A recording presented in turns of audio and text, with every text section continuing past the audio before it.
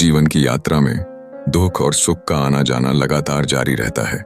गीता में भगवान श्री कृष्ण ने जो सत्य कहा है वह आज भी प्रासंगिक है। जब हम किसी कठिनाई का सामना करते हैं तो स्वाभाविक है कि मन में यह सवाल उठता है, मेरे साथ ऐसा क्यों हो रहा है। इस दर्द को स्वीकार करना ही पहली चुनौती है। आपको खुद से कहना चाहिए, हाँ मैं टूट गया हूं, लेकिन यह स्थायी नहीं है। आत्म स्वीकृति अनंत शक्ति का पहला कदम है। इसके बाद आता है कर्म करने का समय। डिप्रेशन हमें नकारात्मक विचारों के जाल में धकेल सकता है, लेकिन गीता हमें यह सिखाती है कि हमारा अधिकार केवल कर्म करने में है, परिणाम में नहीं। हमें अपनी चिंता और संदेह को छोड़कर छोटे कार्य करने की दिशा में कदम बढ़ाने की आवश्यकता है। चाहे वह नहाना हो, हल्की सी वॉक करना हो या किसी प्रिय व्यक्ति से बातचीत करना हो, ये छोटे कार्य भी हमें सकारात्मकता की ओर ले जाते हैं। ये कदम हमें अंधेरे में से बाहर निकालने का माध्यम बनते हैं। तुलना करना भी हमारी मानसिक स्थिति को प्रभावित करता है। जब हम सोचते हैं कि कोई और हमसे आगे निकल गया है, तब हम अपने आप को कमतर मानने लगते हैं। गीता हमें याद दिलाती है कि हर आत्मा की यात्रा अलग होती है। तुलना करना हमें पीछे खींचता है, जबकि आत्मनिर्भरता हमें आगे बढ़ाती है। यह महत्वपूर्ण है कि आप खुद को अच्छे कर्मों में लगाएं, क्योंकि आपका समय भी आएगा।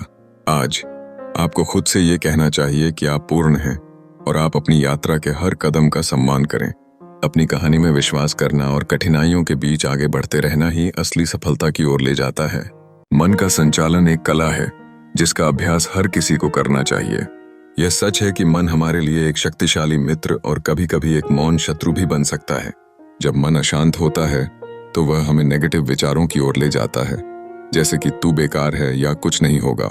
ऐसी स्थिति में हमें गीता की शिक्षा याद करनी चाहिए, जिसमें सिखाया गया है कि मन चंचल है, लेकिन इसे अभ्यास और वैराग्य से वश में किया जा सकता है। इसका सबसे सरल तरीका है कि हम प्रतिदिन 5 मिनट गहरी सांस लें।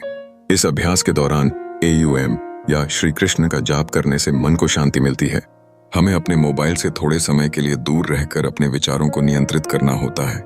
यही सब करने से मन शांत होता है, जिसका सीधा प्रभाव हमारे दर्द और तनाव पर भी पड़ता है। इसके अलावा हमें विश्वास करना चाहिए कि हमें हर मुश्किल में अकेले नहीं रहना चाहिए।